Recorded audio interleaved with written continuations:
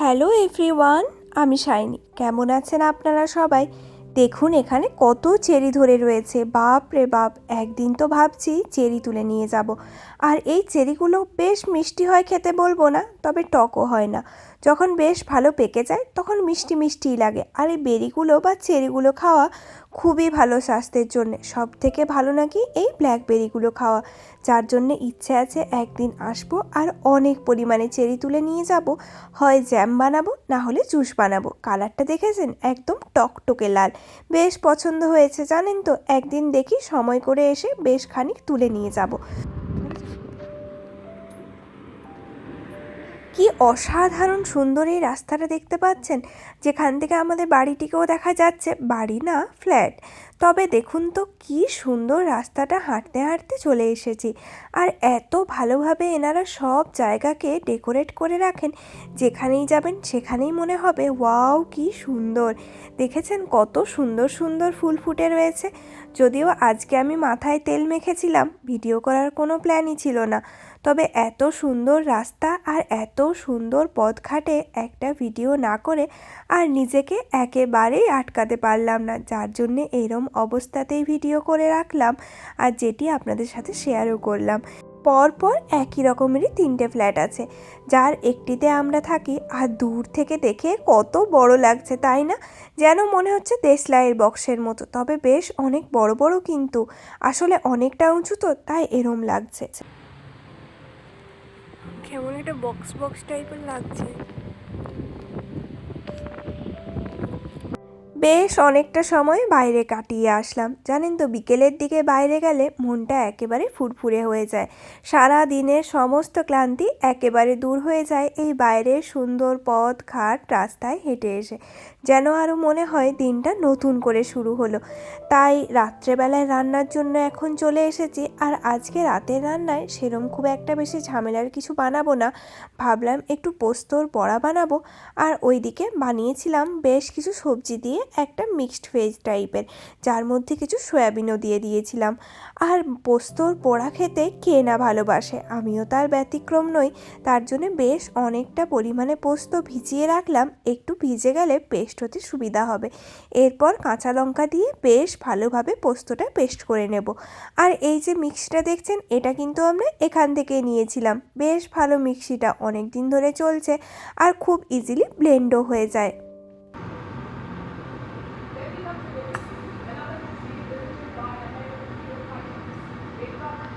এখানে পোস্তর দাম কিন্তু খুব একটা বেশি হয় না, আমাদের ইন্ডিয়াতে যেরম ঠিক ওরম টাইপেরই। বাকি সব কিছুর দামের এতটা ফারাক থাকলেও আশ্চর্যজনকভাবে পোস্তটার দাম একই রয়ে গেছে। জানি না কিভাবে সম্ভব হয়েছে।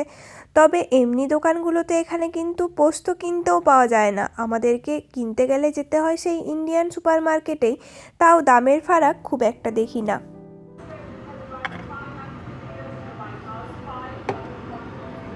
তবে এখানে যে প্লাগগুলো আছে না, সেই প্লাগগুলোতে এই প্লাগটা একেবারেই যায় না, যার জন্য আলাদা করে এক্সটেনশন প্লাগ নিতে হয়, কারণ এখানকার প্লাগ সিস্টেম আলাদা।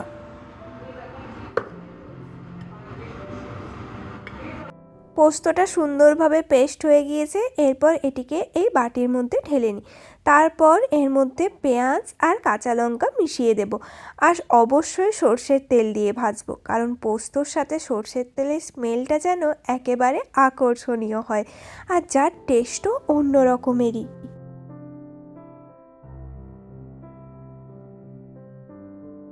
রান্না করতে করতে গান শোনা বা সানডে সাসপেন্স কিছু একটা চাই, যেন নেশার মতো হয়ে দাঁড়িয়েছে। একটা না হলে যেন রান্না করে ঠিক মনে পোষায় না।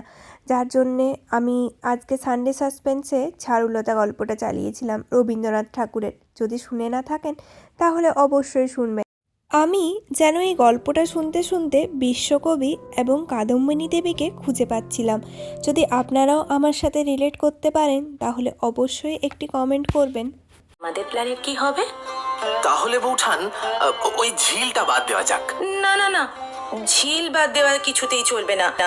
ইচ্ছে তো হচ্ছিল আপনাদের সাথে পুরো গল্পটাই শেয়ার করি, কিন্তু তাহলে আবার কপিরাইট চলে আসবে। চলুন গল্পে গল্পে বেশ অনেকটাই কাজ আমি এগিয়ে ফেলেছি। এরপরে ভাজার জন্য কড়াইতে তেল বসিয়ে দিলাম আর বেশ অনেকটা পরিমাণেই সর্ষের তেল দিলাম, যাতে খেতে বেশ সুস্বাদু হয়। কারণ অনেক দিন পরে বানাচ্ছি তো এইসব রান্না খুব একটা বেশি বাড়িতে বানানো হয় না, কারণ অনেক বেশি সময় লাগে আর সব সময় এত সময়ের ধৈর্য থাকে না। যার জন্য ভালো করে মাখিয়ে নিচ্ছি পেঁয়াজ লঙ্কা দিয়ে। এরপরে ভাজতে দেব। যদিও ইচ্ছে আছে একটু কাঁচা পোস্তও রেখে দেব, কাঁচা পোস্তটা খেতেও মন্দ লাগে না, বলুন। আমাকে পড়ে শোনাবো বলে এনেছি। এখন থাক, আমার কাজ আছে। বৌঠান, বৌঠান। বেশ ভালোভাবে বড়াগুলো বসাচ্ছি তো, তবে জানি না হবে কি না, কারণ আমার দ্বারা আজ অবধি পোস্ত বড়া ভাজাটা ঠিক হয়নি। তাই পূর্ব অভিজ্ঞতা থেকেই বলা যায় যে আজকেও যে খুব একটা বেশি আশা আছে হবে তা বলা যায় না। তবে হোপ ফর দ্য বেস্ট, যদি হয়ে যায় তাহলে ভালোই হয়। আঘাত পেয়েছে এটা নিশ্চিত, আর সেই জন্য আমাকে দেখাতে চায় না বলে এইদিকে তো পোস্তর বড়া ভাজছিলাম আর ওইদিকে কিন্তু আমি তরকারিটাও বসিয়ে দিয়েছি। সোয়াবিন ক্যাপসিকাম আর বিভিন্ন রকমের সবজি দিয়ে একটা মিক্স টাইপের বানিয়েছি।